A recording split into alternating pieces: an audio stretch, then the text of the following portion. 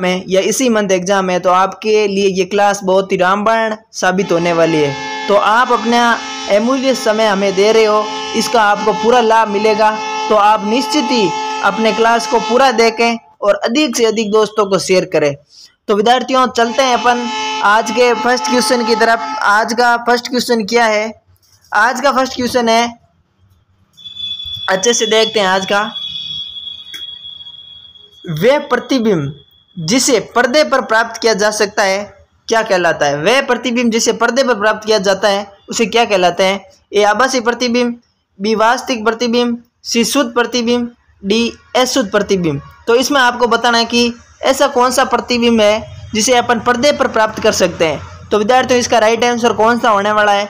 इसका right answer होगा विद्यार्थियों ऑप्शन नंबर बी, यानी वास्तविक प्रतिबिंब है जिसे अपन पर्दे पर प्राप्त कर सकते हैं। आगे चलते हैं अगले क्वेश्चन की ओर। अगला क्वेश्चन है, ध्वनि संचरित हो सकती है। आपको बताना है कि ध्वनि किस में संचरित हो सकती है? ए केवल वायु और गैसों में, केवल ठोसों में, केवल द्रव में, या ठोस द्रव गैसों में। तो आप सभी को पता है वायु तीनों माध्यम के अंदर संचरित हो सकती है, ठोस द्रव और गैस के अंदर। तो इसके अंदर राइट आंसर हो जाएगा ऑप्शन नंबर डी, यानी डी आंसर इसका राइट हो जाएगा।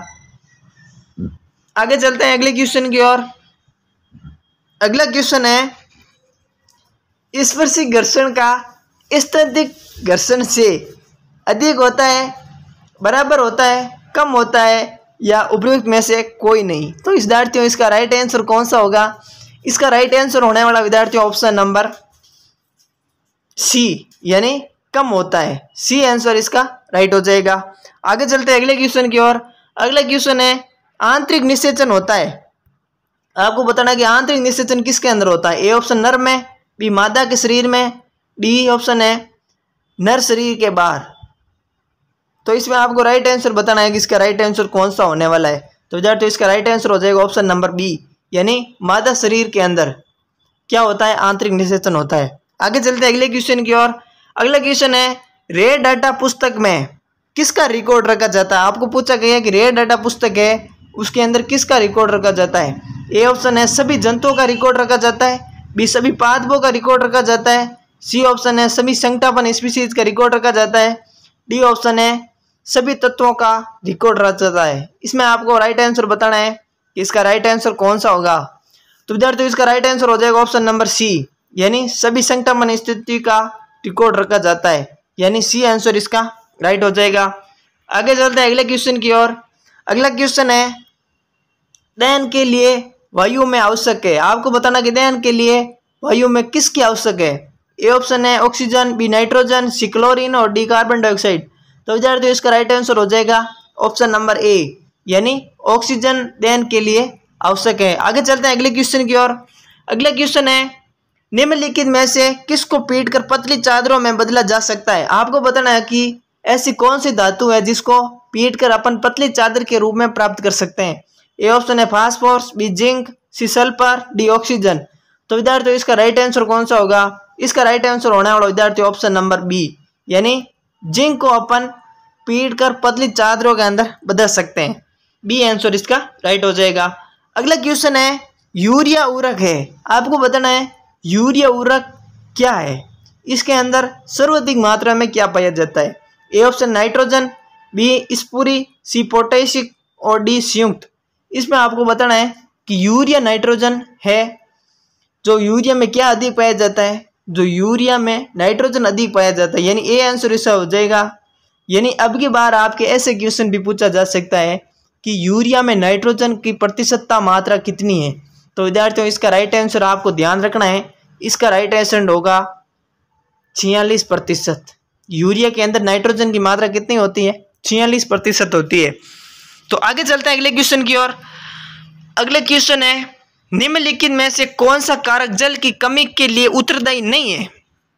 जल की कमी के कारक जल की कमी के लिए उत्तरदायी नहीं पूछा गया है। ए ऑप्शन है जल संसाधनों का कुप्रभाव, यह भी है अत्यधिक वर्षा, बी बढ़ती जनसंख्या, डी औद्योगिकीकरण।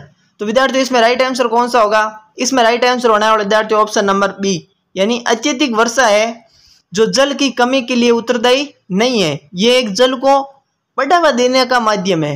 जैसे कि अत्यधिक वर्षा होगी तो आप सभी को पता है कि जल संसाधनों में पानी का स्तर ऊंचा आएगा और बढ़ेगा, तो अपन जल की कमी महसूस नहीं कर पाएंगे। तो ये अत्यधिक वर्षा है जो जल कारक की कमी के लिए उत्तरदायी नहीं है। आगे चलते हैं अगले क्वेश्चन की ओर। अगला क्वेश्चन है, दंत विशेषज्ञों द्वारा दांतों का बड़ा प्रतिबिंब देखने के लिए किसका उपयोग किया जाता है? ए अवतल दर्पण का, बी उत्तल दर्पण का, सी समतल दर्पण का, डी अर्धवृत्त लेंस का। इसमें आपको राइट आंसर बताना है, इसका राइट आंसर कौन सा होगा। तो विद्यार्थियों इसका राइट आंसर होगा अवतल दर्पण, यानी ए आंसर इसका राइट हो जाएगा। आगे चलते हैं अगले क्वेश्चन की ओर। अगला क्वेश्चन है, अंतर्राष्ट्रीय लवण जल वर्ष कब मनाया गया? अंतर्राष्ट्रीय लवण जल वर्ष कब मनाया गया था? वर्ष 2008 में, वर्ष 2011 में, वर्ष 2010 में, डी वर्ष 2003 में। तो विद्यार्थियों इसका राइट आंसर कौन सा होगा? तो विद्यार्थियों इसमें राइट आंसर होने वाला ऑप्शन नंबर डी, वर्ष 2003 के अंदर अंतर्राष्ट्रीय लवण वर्ष मनाया गया था। आगे चलते हैं अगले क्वेश्चन की ओर। अगला क्वेश्चन है, नीला थोथा का रासायनिक सूत्र क्या है? विद्यार्थियों आपको बताना है कि नीला थोथा है उसका रासायनिक सूत्र क्या है? ए CuSO4, MgSO4, ApSO4 या AgSO4। नीला थोथा का पूछा गया आपको, तो नीले थोथे का आप सभी को पता है इसका रासायनिक सूत्र कौन सा होने वाला है? विद्यार्थियों नीले थोथा का रासायनिक सूत्र होता है CuSO4, यानी ए आंसर इसका राइट हो जाएगा। आगे चलते हैं अगले क्वेश्चन की ओर। अगला क्वेश्चन है, अमरबेल उदाहरण है। आपको बताना है कि अमरबेल उदाहरण किसका है? ए स्वपोषिका, बी परजीवी का, सी ऑप्शन है मर्तजीवी का, डी है परपोषी का। आपको बताना है कि अमरबेल है वो किसका उदाहरण है। तो विद्यार्थियों इसका राइट आंसर हो जाएगा परजीवी का उदाहरण है, यानी बी आंसर इसका राइट हो जाएगा। आगे चलते हैं अगले क्वेश्चन की ओर। अगला क्वेश्चन है, कार्बोहाइड्रेट बनते हैं। आपको बताना है कार्बोहाइड्रेट किसके बने होते हैं? A option carbon hydrogen oxygen से, बी हाइड्रोजन नाइट्रोजन एवं ऑक्सीजन से, सी ऑप्शन है ऑक्सीजन कार्बन एवं नाइट्रोजन से, डी ऑप्शन है नाइट्रोजन हाइड्रोजन एवं सल्फर से। इसमें पूछा गया कि आपका कार्बोहाइड्रेट है वो किससे बना होता है। तो विद्यार्थियों इसका राइट आंसर कौन सा होने वाला है? इसका राइट आंसर हो जाएगा विद्यार्थियों ऑप्शन नंबर ए, यानी कार्बन हाइड्रोजन और ऑक्सीजन से मिलकर क्या बनते हैं? कार्बोहाइड्रेट बनते हैं। तो आगे चलते हैं अगले क्वेश्चन की ओर। अगला क्वेश्चन है, निम्नलिखित में से कौन सा विकल्प उष्णकटिबंधीय क्षेत्र का सर्वश्रेष्ठ वर्णन करता है? इसमें बताना है कि उष्णकटिबंधीय जो क्षेत्र है उसके अंदर किस प्रकार का जलवायु क्षेत्र और वातावरण क्षेत्र पाया जाता है, इसमें आपको पूछा गया है। ए ऑप्शन है गर्म और आर्द्र, बी ऑप्शन है सर्द और आर्द्र, सी ऑप्शन है गर्म और शुष्क, डी ऑप्शन है निम्न तापमान और अधिक वर्षा। तो इसमें आपको राइट आंसर बताना है इसका राइट आंसर कौन सा होगा। तो विद्यार्थियों इसका राइट आंसर हो जाएगा गर्म और आर्द्र। कैसा वातावरण होता है? गर्म और आर्द्र। आगे चलते हैं अगले क्वेश्चन की ओर। अगला क्वेश्चन है, मृदा में बड़े कणों का अनुपात अधिक होता है। आपको बताना है कि मृदा में बड़े कणों का अनुपात अधिक होता है किसके अंदर? ए मर्दीय मृदा में, बी मलुई मृदा में, सी दुमटी मृदा में, डी उपयुक्त में से कोई नहीं। तो इसमें बताना है नहीं, डी ऑप्शन बताया गया कि उपयुक्त सभी। तो विद्यार्थियों इसका राइट आंसर कौन सा होगा? इसके अंदर राइट आंसर होने वाला है ऑप्शन नंबर बी, यानी बलुई मृदा के अंदर। आपको पश्चिमी राजस्थान में पता ही है कि बलुई मृदा अधिक पाई जाती है, जिसमें मृदा के बड़े कणों का अनुपात सर्वाधिक पाया जाता है, यानी बी आंसर इसका राइट हो जाएगा। आगे चलते हैं अगले क्वेश्चन की ओर। अगला क्वेश्चन है, निम्नलिखित में से कौन सा संबंध है वो सही नहीं पूछा गया है। आपको बताना है ऐसा कौन सा संबंध है जो सही नहीं है।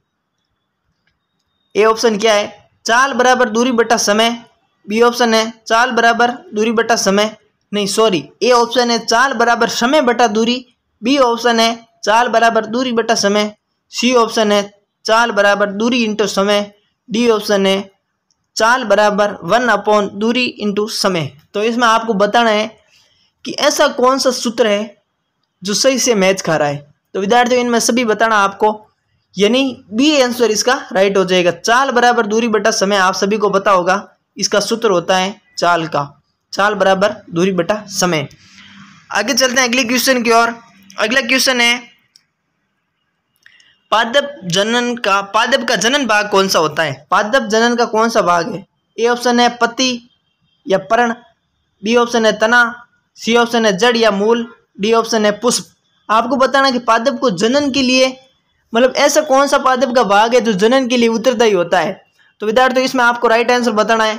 इसमें आप सभी को पता होगा, इसमें राइट आंसर हो जाएगा ऑप्शन नंबर डी, यानी पुष्प होता है जो पादप में जनन का कार्य करता है। पुष्प के अंदर क्या होता है, परागण और परागकोश होते हैं जो किसी पॉलिनेशन का कार्य करते हैं और एक नई संतति का उत्पन्न करते हैं। तो यानी पुष्प के अंदर ये जो है वो जनन का कार्य करते हैं प्लांट के अंदर। आगे चलते हैं अगले क्वेश्चन की ओर। अगला क्वेश्चन है जल और पोषक तत्वों के परिवहन के लिए पादपों में जो श्वसन ऊतक होता है उसे क्या कहते हैं। आपको बताना है कि उसके अंदर जो जल और पोषक तत्वों में परिवहन के लिए पादपों में श्वसन ऊतक होते हैं उसे क्या कहते हैं। ऑप्शन जाइलम, बिफ्लोयम, कैम्बियम और पेरेन्काइमा। सभी को पता है, इसका राइट आंसर हो जाएगा ऑप्शन नंबर ए, यानी जाइलम होता है जो श्वसन ऊतक का कार्य करता है, यानी ए ऑप्शन इसका राइट हो जाएगा। आगे चलते हैं अगले क्वेश्चन की ओर। अगला क्वेश्चन है रक्त परिसंचरण की खोज किसने की। आपको बताना है कि रक्त परिसंचरण की खोज किसने की। ए ऑप्शन है जॉन डाल्टन ने, बी ऑप्शन है थॉमस अल्वा एडिसन ने, सी विलियम हार्वे ने, डी ऑप्शन है अलेक्जेंडर फ्लेमिंग ने। तो विद्यार्थियों इसका आपको बताना है कि रक्त परिसंचरण की खोज किसने की। वेरी इंपॉर्टेंट क्वेश्चन है, ऐसे क्वेश्चन आपको एग्जाम में फिर से रिपीट होने के पूरे चांस है, तो आप इसको रट के जाएं। मैं तो ये सजेस्ट करूंगा आपको कि ये क्वेश्चन आप बार बार देखें और ये क्वेश्चन आपको फिक्स होने वाले। क्यों, आपके प्रीवियस ईयर के अगर आप क्वेश्चन सॉल्व करोगे तो ये क्वेश्चन आपके वापस बार बार रिपीट हो रहे हैं। तो मैं सभी को आपको मेरा अनुरोध रहेगा कि आप इस क्लास को पूरा देखें और क्वेश्चन को नोट करें, ताकि आपको एग्जाम से 1 से 2 दिन पहले आपको इसको एक बार पुनः पढ़ के जाना है। इसमें बताना आपको इसका राइट आंसर कौन सा हो जाएगा। इसका राइट आंसर हो जाए विलियम हार्वे ने रक्त परिसंचरण की खोज की थी। आगे चलते हैं, जंजा का नेत्र कहते हैं, जंजा का नेत्र किसे कहते हैं। ए चक्रवात वाले केंद्र को, बी संघनन वर्षा वाले को, संघनन बादल को, उपयुक्त में से कोई नहीं। तो विद्यार्थियों इसमें आपको राइट आंसर बताना है। इसका राइट आंसर कौन सा होगा, चक्रवात का केंद्र क्या कहलाता है, जंजा, यानी सी ए आंसर इसका राइट हो जाएगा। आगे चलते हैं अगले क्वेश्चन की ओर।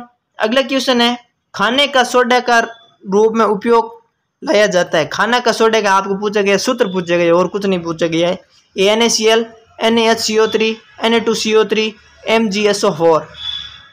तो इसमें आपको राइट आंसर बताना है कि खाने के सोडे का रासायनिक सूत्र क्या है। तो विद्यार्थियों इसका राइट आंसर हो जाएगा ऑप्शन नंबर डी, यानी MgSO4 इसका राइट आंसर हो जाएगा। आगे चलते हैं, लाइकेन से निष्कृत किया जाता है। लाइकेन से क्या निष्कृत किया जा सकता है, ये एक सूचक है या बी लवण है, अम्ल है या सार है। तो आप सभी को पता है लाइकेन एक है जो प्रदूषक सूचक है, यानी ए आंसर इसका राइट हो जाएगा। आगे चलते हैं अगले क्वेश्चन की ओर। अगला क्वेश्चन है निम्न में से किससे ऊन प्राप्त नहीं होती। आपको बताना है कि ऐसा कौन है जिसे ऊन प्राप्त नहीं होती। ए याक, बी ऊंट, बी बकरी, डी ऑप्शन है घने बालों वाला कुत्ता। तो इसमें आपका राइट आंसर बताना है। इसका राइट आंसर कौन सा होगा, घने बालों वाला कुत्ता के कभी ऊन प्राप्त नहीं होती है, डी आंसर इसका राइट हो जाएगा। आगे चलते हैं अगले क्वेश्चन की ओर। पित्त रस संग्रहित होता है। आपको बताना है कि पित्त रस किसके अंदर संग्रहित, अमाशय, पित्ताशय और दुग्धांत। इसमें राइट आंसर होगा पित्ताशय, यानी सी आंसर इसका राइट आंसर हो जाएगा, यानी सी आंसर राइट हो जाएगा। आगे चलते हैं अगले क्वेश्चन की ओर। अगला क्वेश्चन है सूखे पौधों की डंडियों का अन्य कणों अथवा अनाज से पृथक करने की प्रक्रिया क्या कहलाती है। ए ऑप्शन है थ्रेसिंग, बी निष्पादन और हस्तन और वाष्पीकरण। तो विद्यार्थियों इसका राइट आंसर हो जाएगा ए ऑप्शन नंबर ए, यानी थ्रेसिंग के द्वारा अपन जो अनाज है उसको पृथक्करण करते हैं। 27 नंबर क्वेश्चन है कि परागकणों का वर्तिका पुष्प का स्थानांतरण क्या कहलाता है। ए ऑप्शन निषेचन, बी परागण, बी प्रकीर्ण और मुकुलन। तो इसमें आप सभी को पता है इसका क्या कहलाता है, परागण कहलाता है, यानी बी आंसर इसका राइट हो जाएगा। अगर अपन जल्दी चलते हैं, आज के क्वेश्चन थोड़े इंपॉर्टेंट है और अपन को जल्दी सॉल्व करना है टाइम का अभाव देखते हुए, तो आप अपना आंसर कमेंट करते रहे। तो अपन चलते हैं, इससे राइट आंसर बताना। अगला क्वेश्चन है निम्नलिखित में से कौन सा वक्त है वो सही नहीं है। वन मृदा को अपरदन से बचाते हैं। बी ऑप्शन है वन से पादप और जंतु एक दूसरे पर निर्भर नहीं होते हैं। बी ऑप्शन है वन जलवायु और जल चक्र को प्रभावित करते हैं। डी ऑप्शन है मृदा वनों की वृद्धि और पुनर्जन्म में सहायक होते हैं। इसमें आपको पूछा गया ऐसा कौन सा वाक्य है जो सही नहीं है। तो इनमें आप सभी को पता है इसका राइट आंसर हो जाएगा ऑप्शन नंबर बी, यानी ये कतई नहीं होता कि वन में पादप और जंतु एक दूसरे पर निर्भर नहीं होते हैं। होते हैं, नहीं क्यों नहीं होते, होते हैं। तो बी आंसर इसका राइट हो जाएगा, बी आंसर राइट हो जाएगा। आगे चलते हैं अगले क्वेश्चन की ओर। अगला क्वेश्चन है, बेरी बेरी नामक रोग किसकी कमी से होता है? आपको मैं एक बार फिर बताना चाहता हूँ कि ये जो जितने भी विटामिन से होने वाले रोग हैं आपको एक बार पुनः पढ़ के जाना है, जरूर पढ़ के जाना है। अगर आपको याद नहीं है तो एक बार पुनः पढ़ ले, एक क्वेश्चन आपको इसमें से पक्का मिलने वाला है। तो ये ऑप्शन है vitamin A, vitamin B, vitamin C और विटामिन डी। तो बेरी बेरी रोग किससे होता है? विटामिन बी से होता है। बी आंसर इसका राइट हो जाएगा। आगे चलते हैं अगले क्वेश्चन की ओर। अगला क्वेश्चन है, इस प्रकार का जड़ तंत्र में सभी जड़ें एक जैसी दिखाई देती है, इन्हें क्या कहते हैं? ए मूसला जड़, बी झगड़ा जड़, पार्श्व जड़, उपरोक्त में से कोई नहीं। आप सभी को बताएं जो एक से जड़ एक समान दिखाई देती है उसे कहते हैं अपन झगड़ा जड़। बी आंसर इसका राइट हो जाएगा। आगे चलते हैं अगले क्वेश्चन की ओर। अगला क्वेश्चन है, गर्दन तथा सिर को जोड़ने वाली संधि क्या कहलाती है? हिंस संधि, कुंदुखलिका संधि, दुरांग संधि और अचल संधि। तो आप सभी को बताएं इसमें राइट आंसर होगा दुरांग संधि। सी आंसर इसका राइट हो जाएगा। आगे चलते हैं अगले क्वेश्चन की ओर। एक रासायनिक परिवर्तन है, आपको बताना है कि कौन सा है जो रासायनिक परिवर्तन है। ए कागज का मोड़ना, बी गुब्बारे से हवा निकालना, सी कपड़े को सिलकर शर्ट बनाना, डी ऑप्शन है जंग लगना। यानी इसमें आपको रासायनिक परिवर्तन के बारे में पूछा गया है, तो आपको बताना है कि रासायनिक परिवर्तन कौन सा है। तो विद्यार्थियों इसका राइट आंसर हो जाएगा डी, यानी जंग लगना एक रासायनिक परिवर्तन है। रासायनिक परिवर्तन का अर्थ क्या होता है? जो किसी रासायनिक क्रिया के द्वारा होता हो और जिसे अपन पुनः प्राप्त नहीं कर सकते। अगर किसी लौह पर जंग लग गया तो वो लौह स्थायी रूप से वो नष्ट हो गई है, उन्हें अपन फिर प्राप्त नहीं कर सकते। तो अगला क्वेश्चन है, दहन की क्रिया है, आपको बताना है नहीं दहन की क्रिया क्या है। ए ऑप्शन ऑक्सीकरण, अपचयन, वियोजन और संयोजन। तो दहन की क्रिया क्या कहलाती है? ऑक्सीकरण कहलाती है, यानी ए ऑप्शन इसका राइट हो जाएगा। आगे चलते हैं अगले क्वेश्चन की ओर। अगला क्वेश्चन है, उच्च श्वसन गैस में पसलियां उच्च श्वास लेते हैं अपन, उसमें अपनी पसलियां किस प्रकार कार्य करती हैं? बाहर की ओर गति करती हैं, नीचे की ओर गति करती हैं, ऊपर की ओर गति करती हैं, बिल्कुल गति नहीं करती है। आपको बताना है कि अपन जब श्वास लेते हैं तब हमारी पसलियां हैं वो किस प्रकार किस ओर गति करती हैं। तो विद्यार्थियों इसका राइट आंसर हो जाएगा हमारी पसलियां नीचे की ओर गति करती हैं। बी आंसर इसका राइट हो जाएगा। आगे चलते हैं अगले क्वेश्चन की ओर। लोहे पर जिंक की परत चढ़ाने का प्रक्रम क्या कहलाता है? लोहे पर जिंक की परत चढ़ाने उनका प्रक्रम क्या कहलाता है? गैल्वेनाइजेशन, प्रकाश संश्लेषण, वाष्पीकरण और क्रिस्टलीकरण। तो विद्यार्थियों इसका राइट आंसर कौन सा होगा? इसका राइट आंसर हो जाएगा ऑप्शन नंबर ए, यानी गैल्वेनाइजेशन। ए आंसर इसका राइट होने वाला है। तो आपने ये पूरा वीडियो देखा और आपको कमेंट के अंदर ज़रूर बताना कि आपको अगली क्लास चाहिए, कैसी क्लास चाहिए और किस प्रकार के क्वेश्चन आपको अच्छे लग रहे हैं। और अगर आपको पूरा मॉडल पेपर चाहिए तो हमें कमेंट के अंदर बताएं आपको पूरा मॉडल पेपर और आपका अगला एग्ज़ाम किसका है। और मैं आप सभी को बता दूं आपके ये जितने भी आने वाले एग्ज़ाम स्टेट के एग्ज़ाम है उसमें सभी में इम्पोर्टेंट ये क्वेश्चन होने वाले हैं। जो क्वेश्चन आपके ये रिपीट होंगे निश्चित ही आपको बताना चाहता हूँ। आपने ये पूरा वीडियो देखा इसके लिए बहुत बहुत धन्यवाद। Thank you very much.